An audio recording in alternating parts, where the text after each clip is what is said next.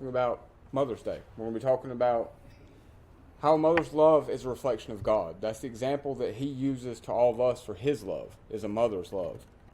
We're going to be going to Proverbs 31. It's going to be where the majority of the message is this morning. I've got a couple of verses we're going to look at before we get to Proverbs 31. But if you want to go ahead and flip to Proverbs 31, that's where we're going to be.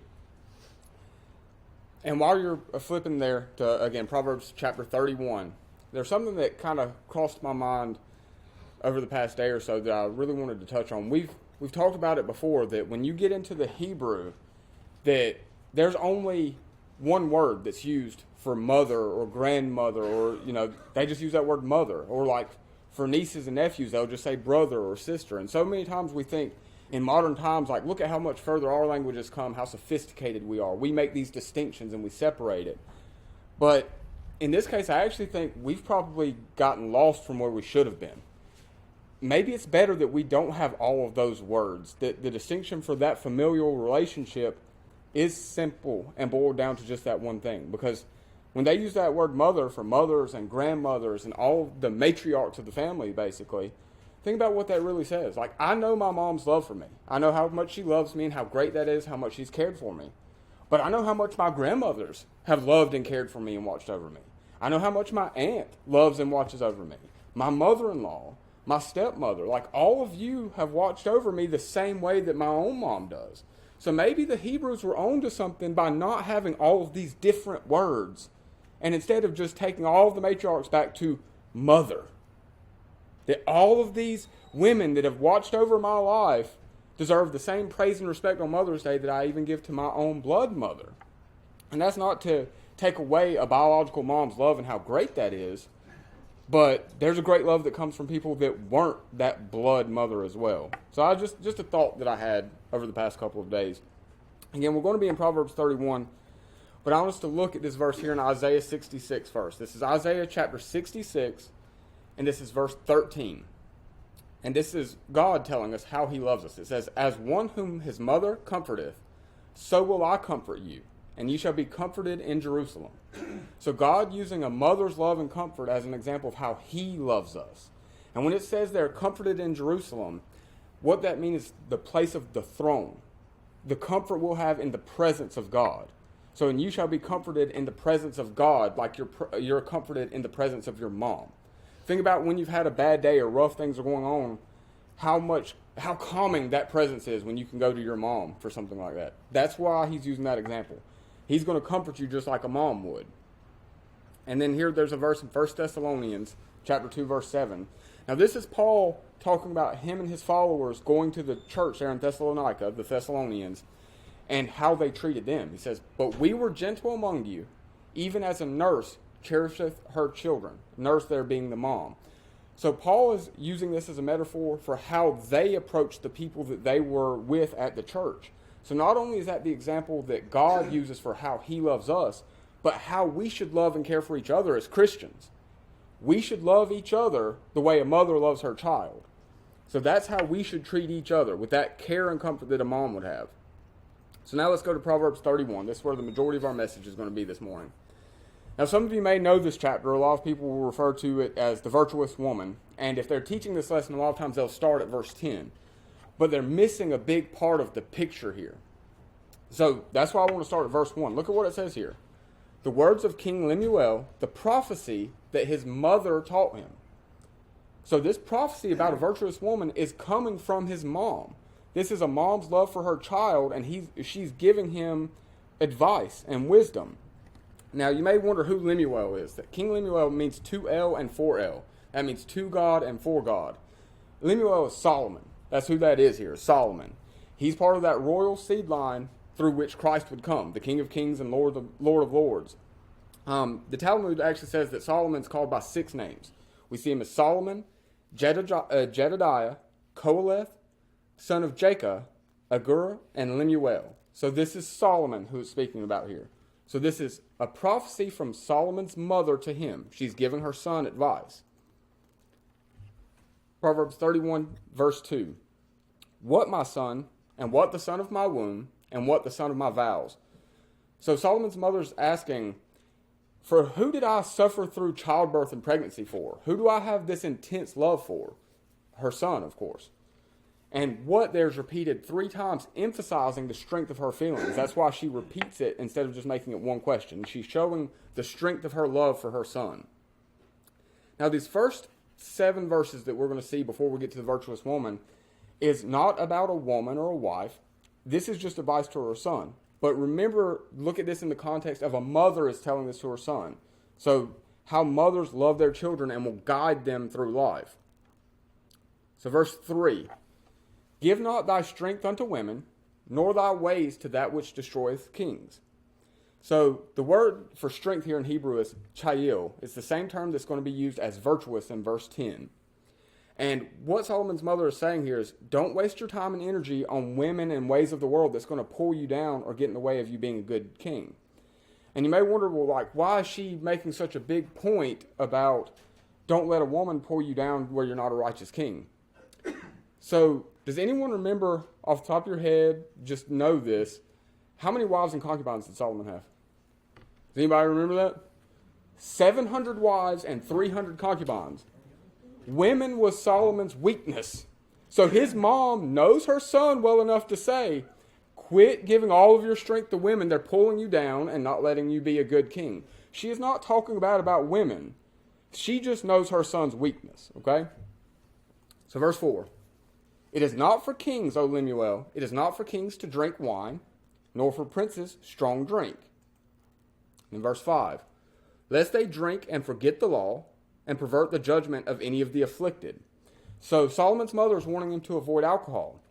Now, this is not saying that you're not supposed to have a little bit of alcohol. It's not even necessarily saying that Solomon shouldn't drink anything. It was actually a pretty normal staple of their diet then, and they would have it at the royal banquets. But what she's saying is that you are a king. You rule over the law. You make legal precedents here. So you can't be drunk when you are in court ruling over a legal matter. You wouldn't want to judge today if you go in because you've had some type of criminal offense and they're drunk making the judgment against you. That's what she's saying. And actually in the same book of Proverbs, in chapter 21 and chapter 23, we see that Proverbs condemns drunkenness. It doesn't say that we're not supposed to drink alcohol. You can have alcohol, but it's supposed to be in moderation. That's what it's talking about here. And she's specifically saying don't be drunk as a ruler that's maintaining law and order.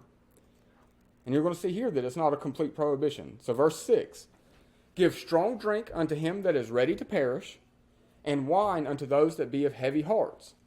So if someone is in bad medical shape and getting ready to pass away, give them medicines that will ease that passing. And wine to those that are heavy of hearts. And look here at verse 7. Let him drink and forget his poverty, and remember his misery no more. So if you're stressing and anxious, sometimes a little wine to ease your stomach or to calm you down is okay. It is not a complete prohibition on drinking. It is all in moderation. That is the key thing, moderation. Chapter 31, verse 8 here. Open thy mouth for the dumb in the cause of all such as are appointed to destruction. So what Solomon's mother is saying here is dumb is just saying someone that's not educated in how to defend themselves in court. So he's the king ruling over the courts. And she's saying if someone comes in and doesn't understand the law and can't defend themselves, you should be a righteous king and speak up for them. And appointed to destruction means orphans.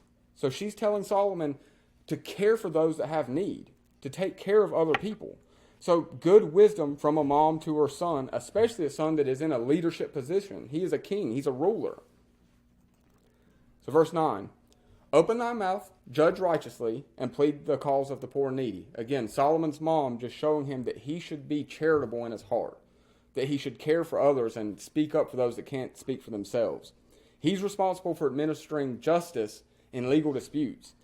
And she's just encouraging him to take up the cause of the needy, that he needs to judge righteously, following the example that God sets judging the world. God is always fair, and he judges righteously. So she's telling him to follow God's example here. Now in verse 10, we're going to start looking at the virtuous woman. This is what most people would go through on Mother's Day, talking about a good woman. And it's 22 verses. Now we can't see this in English, so just kind of come with me on this. But it's what's called an acrostic. Now what that means is in the Hebrew, not in the English, but in the Hebrew, each verse begins with the letter that precedes the last. So say this next verse would be A, then B, C, D, down through it. We can't translate that to English because we have more letters than they have, and our letters don't line up exactly. So you won't see it in English, but it's there if you go back to the Hebrew. But the point there being that this is used to emphasize the great lesson that King Solomon's supposed to learn here. It's written in an acrostic to emphasize it. So don't worry about the fact that we don't see it the same way, that we don't see it in the Hebrew. Just understand that it's showing that this is important. This is something that Solomon should really listen to. And remember what we just talked about with him having 700 wives and 300 concubines. His mom probably made this important because she knew his weaknesses and he failed to listen to this. He didn't follow through listening to this advice. And all the moms here can probably relate to that, of giving advice to your kids that we didn't listen to, that we just failed to follow through with even though you tried to help us. So let's start here in verse 10. So Proverbs 31, verse 10. Who can find a virtuous woman, for her price is far above rubies? So the English word here kind of limits us to it just being virtuous or excellent. The Hebrew word here is what we saw earlier, that chayil, and it just means strong in all moral qualities. So it's just a good woman in her heart. And it's saying that her price, her value is more than any precious gemstone. No matter what physical manifestation of wealth and value you can think of, she is more valuable than that. And as we go through these verses, it's going to lay out the things that a good woman should do. And I just want to make clear that I'm not going through these verses trying to give the women in this room advice on how you should be good women. I wanted to go through these verses because I see these verses, how to be a good woman, reflected in the women in this room. I'm not trying to tell you how you should be. I feel like you already are this. That's why I wanted to go through this. So please just understand that's where I'm coming from here. I'm not trying to show you how to be a woman. I just think you guys are great examples of this. So verse 11. The heart of her husband doth safely trust in her, so that he shall have no need of spoil. And that no need there means no lack, and spoil can be translated treasure, saying that the heart of her husband trusts her and he doesn't need anything. And I think the majority of us guys in this room can speak to that. We are all spoiled. We have everything we need because of how great you guys are. Amen. Verse 12. She will do him good and not evil all the days of her life. So she's a continual asset to her husband, bringing him good and not harm. And that faithfulness is consistent. Every day she's a good woman. Verse 13. She seeketh wool and flax and worketh willingly with her hands. In verse 14. She is like the merchant's ships. She brings her food from afar. So making sure that the family's fed, that we're taken care of. And the merchant ships are bringing back treasure to sell, right? So she's constantly bringing in value to the family. And that doesn't necessarily mean physical goods. It is just the value that you bring into the family. Verse 15. She riseth also while it is yet night, and giveth meat to her household, and a portion to her maidens. Now, it'd be easy to read into this verse, getting up and making breakfast for all of us before we have to start our day. That's not necessarily what it means. If you do that for your husband, that's great. But how many of you are getting up and packing lunch boxes? How many of you are getting up and making sure the children are dressed and going to school? How many of you are getting up and getting ready and going to your job to make sure that the financial needs of the family are met? That's what this is talking about. Always being willing to do what the family needs. That a strong moral woman does that. And like I said, I see that reflected in each and every one of you here. All of you put forth everything you can to make sure not only your own individual families are taken care of, but think about how we've been gathering on Thursday nights and the food that y'all have brought and how many of us are gathering and eating together. You're making sure that we're all taken care of. Verse 16. She considereth a field and buyeth it. With the fruit of her hands she planteth a vineyard. Now, what this means when it says that she considers the field, it means thinking through something before making a decision. She doesn't just go and buy the field, she's thinking about it. She's pondering things, making sure it's the right thing to do. And then planting a vineyard. What does a vineyard do? It means that she's not just feeding the family today. She's planting a vineyard that will grow food for the future. A good woman looking to the future and not just this day. Verse 17, this verse here, if we really understand what it means, I think a lot of you will really like this one. She girdeth her loins with strength and strengtheneth her arms. What does that mean? That strength, that fighting nature that's within you. How many times did you hear that phrase, a mama bear? Or actually, I heard a phrase this past week that I'd never heard before, a granny grizzly. Now, I know you're called Nina and you're called Nana. I don't have a nice little name that goes with that, so you'll just have to be a granny grizzly even though you don't like it. But this is saying she is willing to fight for her family. And all of you know, you don't want to get in the way of a mom that's mad about something that's going on with her kids. That's what that's talking about there. The strength in her arms, how she will go to war for her family. Verse 18. She perceiveth that her merchandise is good, her candle goeth not out by night. Now this is the flip side of rising early in the morning.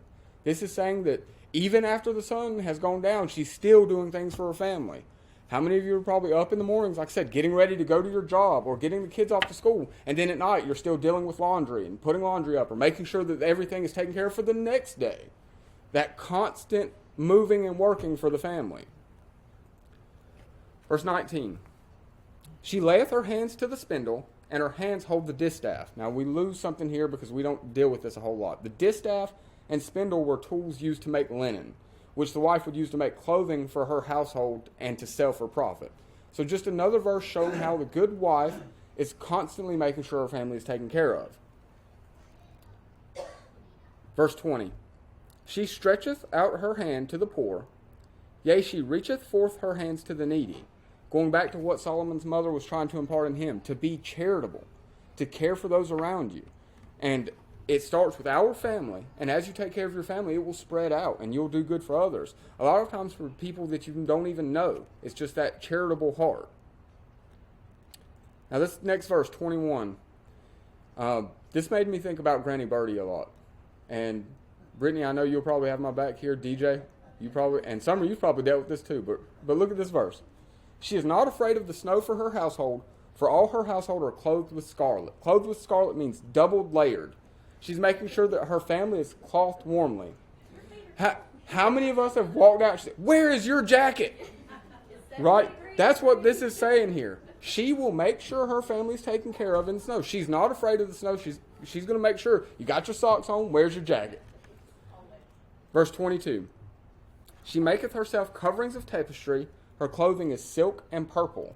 Now this is meaning like bed linens and clothing and comforters. And, you know, I thought about how many of us probably still have quilts or blankets or crocheted blankets that some, again, going back to what I said about the Hebrew, that word mother being used for so many, whether it came from an aunt, a great aunt, a grandmother, a great grandmother. How many of you probably have those blankets in a closet somewhere at home?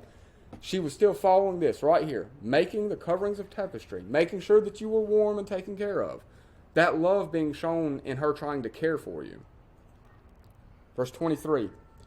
Her husband is known in the gates when he sitteth among the elders of the land. Now, Zach taught on this a couple weeks ago. When it says the gates, we could equate that more to like the courthouse or city hall now. This is where the leaders of the area would be gathering. It was the social and economic hub of the city. And elders are responsible for the legal rulings. And what this is saying is that the husband of a good wife is known and respected among the people of the town. And that's still true to this day. How many times do you hear behind every good man there's a great woman? If you have a great wife, a great mother, it is reflected and the people of the community know it. And again, I feel like that's reflected in the families that are here. Verse 24. She maketh fine linen and selleth it, and delivereth girdles unto the merchant.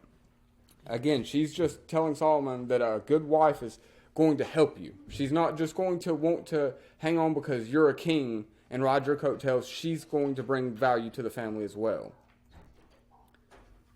Verse 25. Strength and honor are her clothing, and she shall rejoice in time to come. This is meaning through those good works she's doing, her moral standing, how she is trying her best to be a good woman, she is prepared for the future.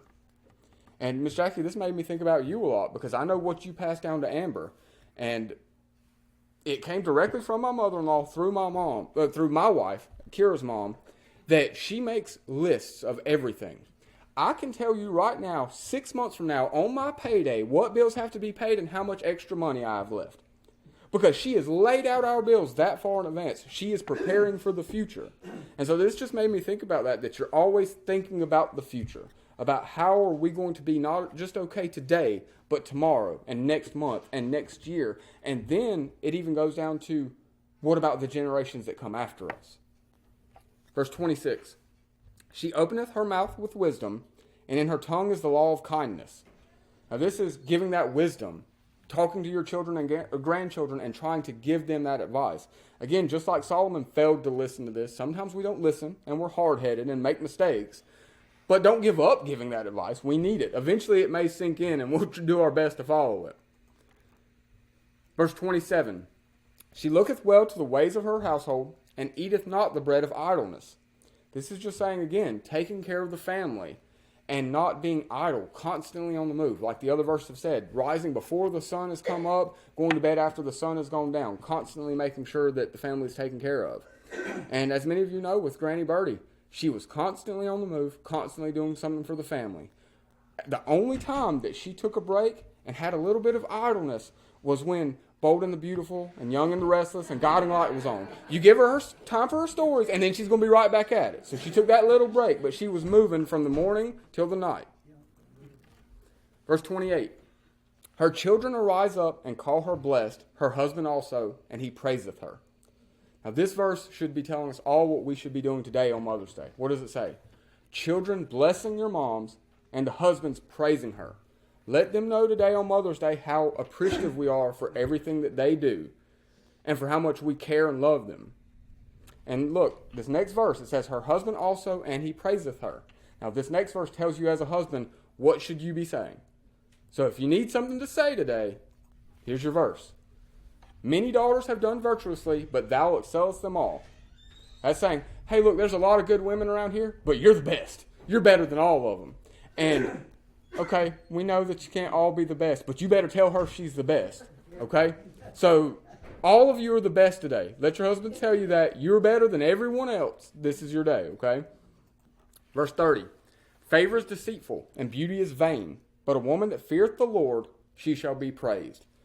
The Hebrew word there for vain a lot of times means emptiness.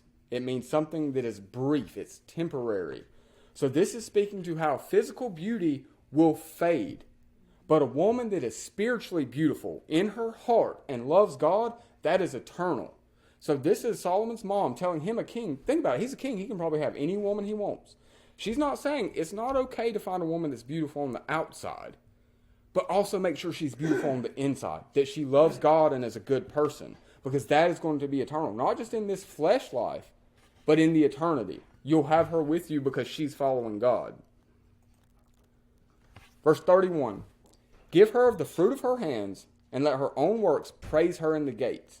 Now this is where we're all supposed to be praising our moms and our wives today on Mother's Day, but this is also saying the community should be uplifting you guys today.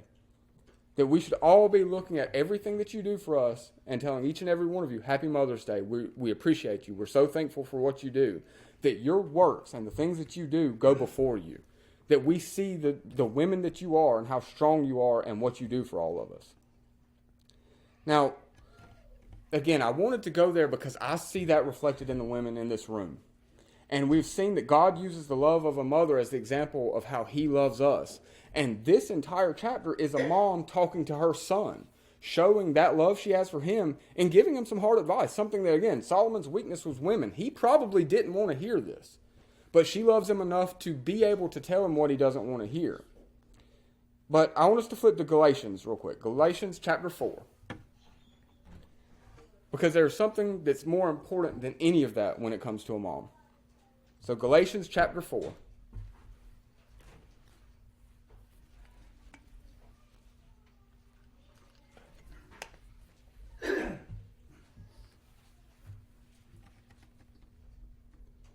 So Galatians chapter 4, and we're going to verse 4 here. Galatians chapter 4, verse 4. But when the fullness of the time was come, God sent forth his man, made of a woman, made under the law. When the fullness of time came, what that means is Paul is saying the idea of coming of age, growing older, and the coming of Jesus.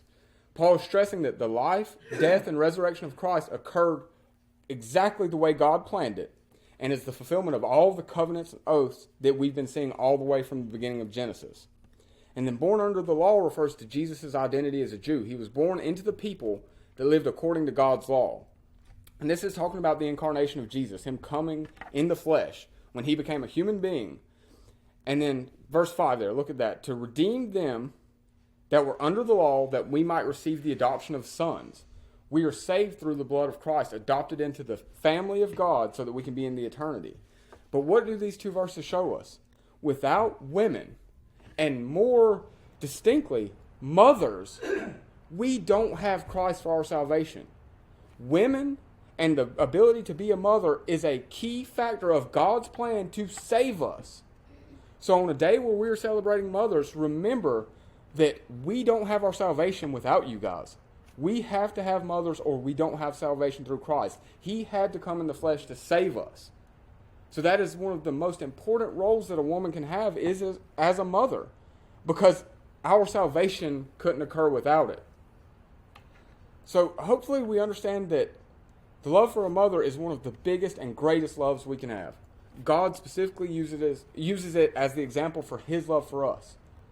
The love of a mother is the greatest love we'll see in this world. But we have to remember that there's a love we should have even bigger than that. So turn to Matthew chapter 10. We're going to look at one other verse here. Matthew chapter 10.